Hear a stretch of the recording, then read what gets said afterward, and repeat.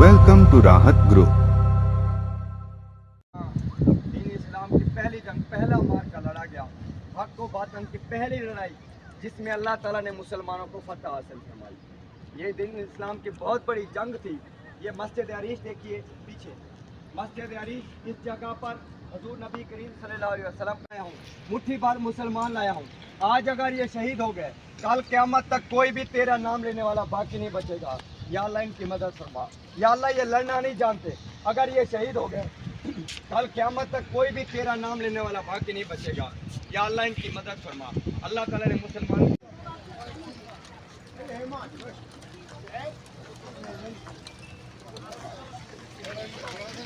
mummy